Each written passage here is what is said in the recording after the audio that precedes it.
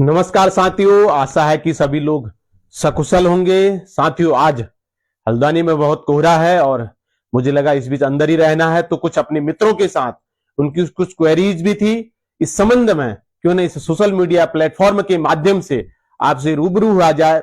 दो तीन है। एक तो आंगनबाड़ी सुपरवाइजर पर जो कैसे हमें फार्म भरना है, बहुत से लोगों का मैसेज आ रहा है कि इसके अभी फार्म ऑनलाइन क्यों नहीं शो हो रहे हैं। साथियों, शो हो गए थे 25 तारीख को ही, उस विषय में भी चर्चा करेंगे।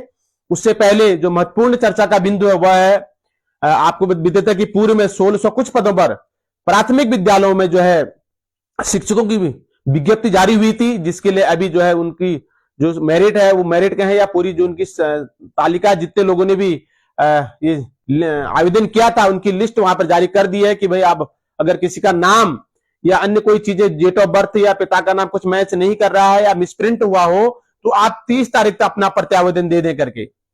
तो साथियों, मेरा सभी से अनुरोध है, क्योंकि आप प्रत्यावेदन दे दें। साथ ही साथ ये भी मैं आपको बताना चाहूंगा, लगभग पूरे उत्तराखंड से 60,000 लोगों ने जो है प्राथमिक विद्यालय के लिए आवेदन किया हुआ है।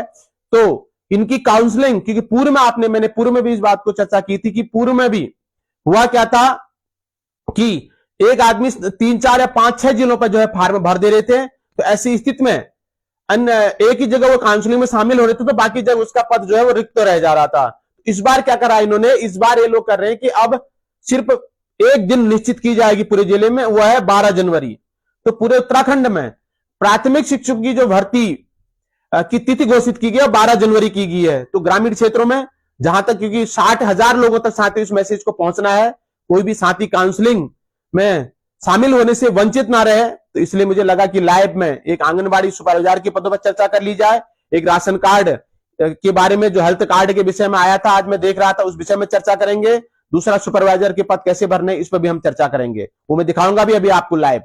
तो साथियों, इंपोर्टेंट यही है सबसे पहली खबर कि जो प्राथमिक विद्यालयों में भर्ती आई उनकी मेरिट लिस्ट लगभग 30 तारीख के बाद तैयार हो जाएगी, क्योंकि 30 दिसंबर 31 दिसंबर तक इन्होंने प्रत्यावेदन मांगे हैं। विभिन्न जिलों में अलग अलग डेट इसकी है और पूरे उत्तराखंड में 12 जनवरी को जो है काउंसलिंग होगी प्रत्येक डाइट में।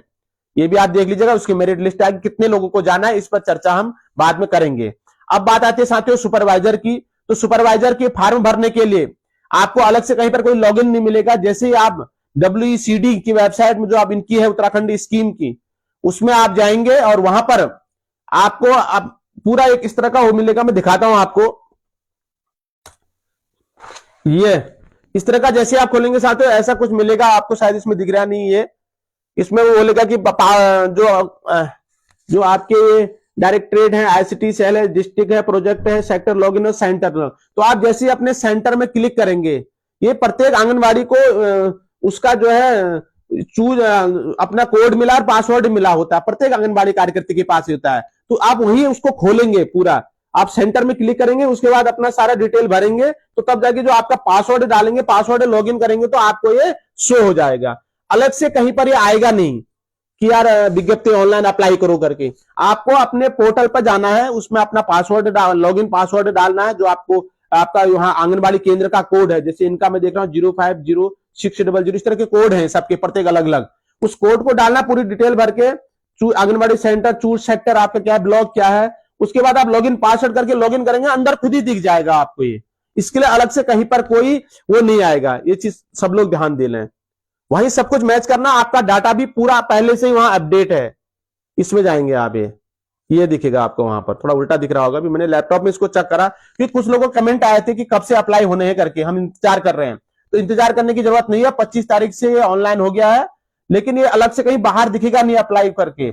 आपको अंदर अपना पोर्टल में जाना है, वहीं पर अपनी डिटेल भर के, आप प्रत्येक आंगनबाड़ी केंद्र का अपना पासवर्ड होता है, उससे लॉगिन करेंगे, अंदर खुद ही शो हो जाएगा। ये तो रही आंगनबाड़ी की बात साथियों। तो मुझे लग रहा है कि अब इसमें किसी को परेशानी नहीं आएगी कि अलग से कहीं, और इसके SOP जरूर पढ़ लें, SOP जरूर पढ़ लें, क्योंकि स्टार्टिंग में ऊपर से SOP और वैकेंसी की डिटेल की दोनों चीजें ऊपर से शो हो रही हैं।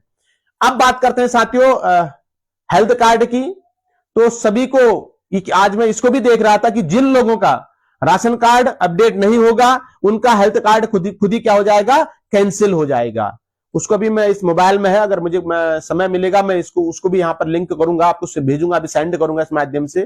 तो मेरा सभी साथियों से निवेदन है कि जिनका भी हेल्थ कार्ड, जो भी आपने हमारे उत्तराखंड मुख्यमंत्री जी की तरफ 5 लाख जो निःशुल्क हेल्थ कार्ड बनाए गए हैं स्वास्थ्य योजना के तहत, तो वो अगर आपके राशन कार्ड अपडेट नहीं होगा तो वह भी कार्ड जो है स्वीकार योग्य नहीं होगा, हॉस्पिटल में उसको नहीं लिया जाएगा। ये आज मैंने अभी न्यूज़पेपर में सोशल मीडिया में पढ़ा है, उसको मैं आपको भेजूंगा भी।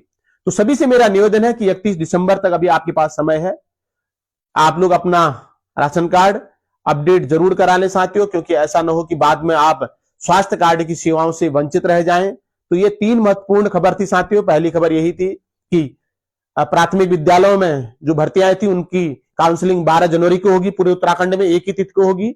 उससे 2-3 दिन पहले आपका रिजल्ट घोषित कर दिया जाएगा, 4-5 दिन जो भी है, और इसी हिसाब से जिनको जहां काउंसलिंग में जाना होगा वो वहीं शामिल हो पाएंगे, जिस जिले में आपकी इच्छा होगी। दूसरा, आंगनबाड़ी जो सुपरवाइजर के पदों पर विज्ञप्ति जारी हुई है वो अपना लॉगिन पासवर्ड डालेंगे, वहीं से अपना फॉर्म अप्लाई करेंगे। सामान्य आदमी की उसको फॉर्म अप्लाई कर नहीं सकता है।